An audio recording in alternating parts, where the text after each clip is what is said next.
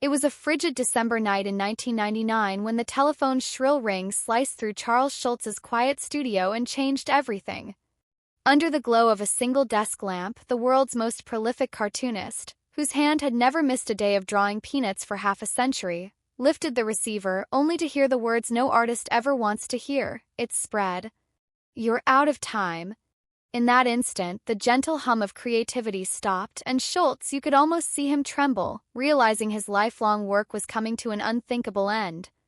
Moments earlier, he had been hunched over his drafting table, pencil poised above a blank panel, the walls around him lined with beloved sketches of Charlie Brown, Snoopy, Linus, and Lucy. But the sudden weight of that call crushed him.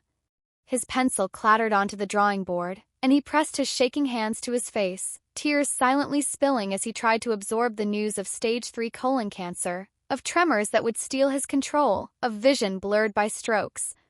For a man who lived and breathed comic strips, creative life itself had been taken away. Later that same night, he trudged into the living room, coat still draped over his shoulders. His wife, Joyce, paused her knitting, and his son, Monty, looked up from the couch.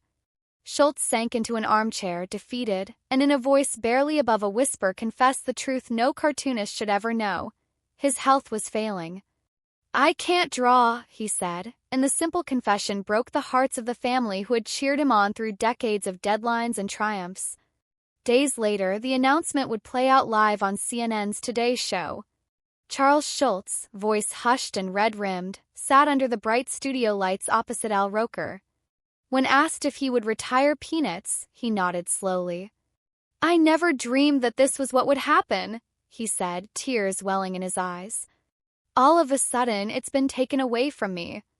I did not take this away from me." Millions watched as the man who gave life to a shy boy in a baseball cap admitted that he could no longer bring news stories to paper.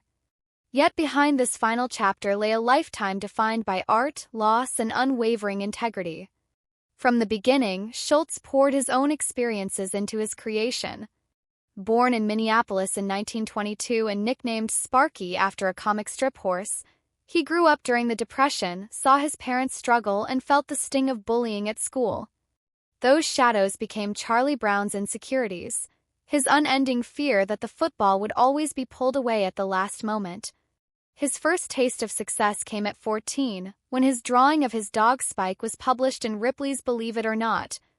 But even that joy was short-lived. Classmates mocked him, and his own father urged him toward practicality rather than pencil sketches.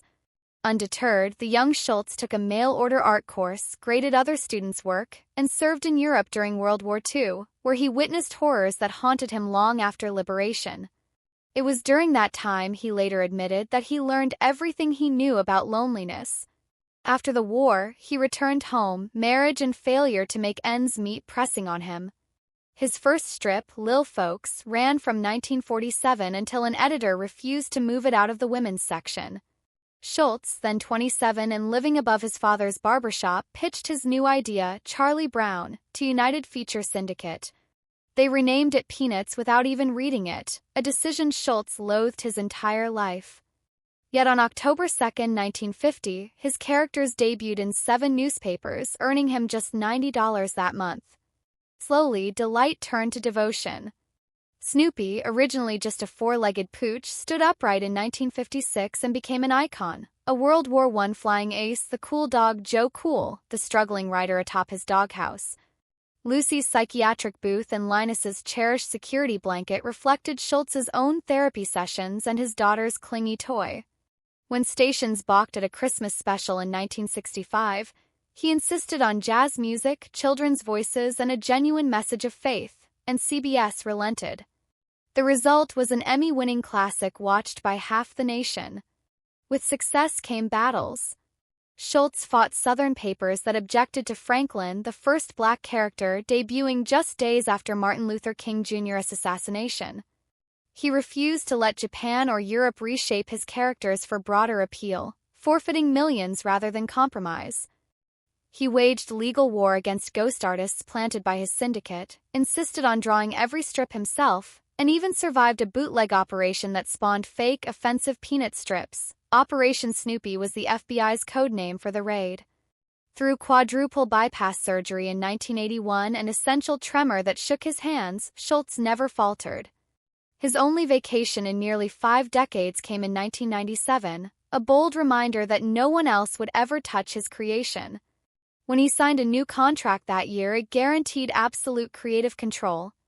And yet, just 2 years later, the news from his surgeons was grim. Multiple strokes, diminished sight, colon cancer everywhere. On December 14, 1999, he made the unenviable call to his syndicate. "I'm done." He added a clause forbidding anyone else from continuing Peanuts after him.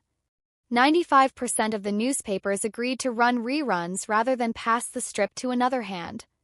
In his studio, he placed a fresh sheet of art paper on his drawing board for the last time, stared at it for a moment, then left, his pencil never returning to the page. He passed away peacefully on February 12, 2000 in his sleep, and the next morning papers printed his final Sunday strip. Snoopy sat at a typewriter, composing a farewell letter.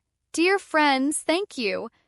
In a world that had cheered Charlie Brown's failures and laughed at Snoopy's antics for 50 years, the timing felt almost mystical. Over 2,600 newspapers in 21 languages carried his goodbye, the same way they had shared his simple drawings, line by line, for generations. Today, the Charles M. Schulz Museum in Santa Rosa holds thousands of originals, but Schulz's true legacy lives in the reruns, the holiday specials, the greeting cards, and in the hearts of anyone who has ever felt like Charlie Brown. His insistence on authenticity meant that every printed strip still bears his trembling line. He may have said, "I'm done," but through those reruns, he continues to remind us that even the smallest drawings can carry the depth of human feeling, and that laughter and a touch of sadness often walk